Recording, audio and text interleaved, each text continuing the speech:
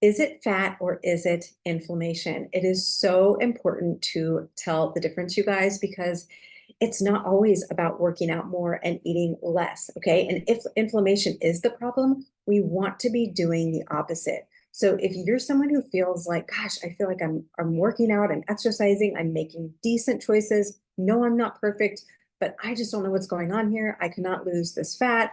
I feel horrible. I don't feel like myself. This video is for you because I am going to give you some telltale signs to tell whether it is a truly fat that is being gained on your body, weight gain, whatever the case may be, or it is simply inflammation, or maybe a combination of the two. But we've got to address the inflammation first. And I would say 80 to 90% of my clients who come to me, we end up addressing the inflammation before the fat loss comes. Okay, so very, very important to know the difference. If you don't know me, my name is Adrian Mamikonian. I am your midlife health coach. I am a certified integrative health practitioner, fast way to fat loss coach, certified macronutrition coach, really all things health and wellness for this perimenopause and menopause stage. Okay, let's dive in. I'm going to give you 5 things to look for to see if there's inflammation in your body. If you answer yes to these things, yes, Adrian, I have all of these things, or I have a few of these things, we likely need to address the inflammation before we even address the body composition changes that you are looking for. And then in the next video, I'm going to share with you ways to reduce inflammation in your body. So this one is how to tell if you have it. The next one is what to do about it. Okay, the first one, this is a telltale sign. So if you look at pictures of yourself and you're like, why are my cheeks so puffy? Why do I look so inflamed in my face? I was just before this video, I was looking at an old video and I'm like, oh my gosh, my face is like my cheeks, I look like a chipmunk. And I didn't realize it then. That was before I really learned these tools that I'm going to share with you. So if you feel like, gosh, your ring doesn't fit, or your fingers feel puffy, or your face feels puffy, you feel like you're retaining water, that is a telltale sign that you've got some inflammation to work on in your body. Okay. Number 2, brain fog. This is super frustrating because, I don't know about you, but my kids are teenagers at this point, and I feel like I have baby brain again in perimenopause. Okay. Brain fog is a real thing. Forgetting what you went to the refrigerator for, forgetting somebody's name that you just met, whatever that looks like for you. If you feel like, gosh, my brain, my memory is just not what it used to be, that is a good sign that you've got some inflammation in your body that needs to be addressed.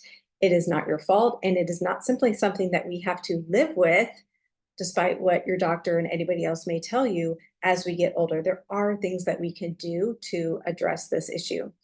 Okay, that's number 2. Number 3 is sleep.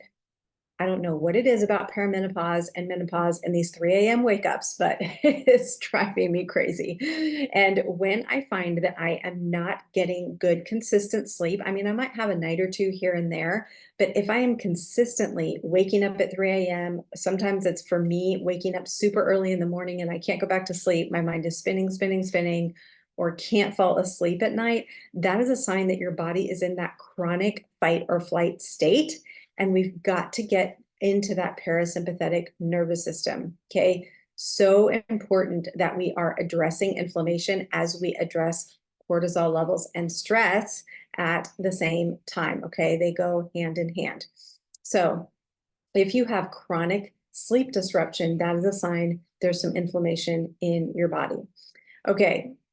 Number 4 is bloating, digestive issues, any fat that's specifically around your midsection, that maybe it's fat, maybe it's bloating. You kind of have to pay attention and see, is it right after a meal? You feel like 6 months pregnant. That is a big sign of inflammation, gut inflammation, obviously, right? In your body. And it's not something that you just have to live with. And it could be a food sensitivity. I don't know. We would have to kind of work together and see what that entails. We can also do some testing to see what that entails.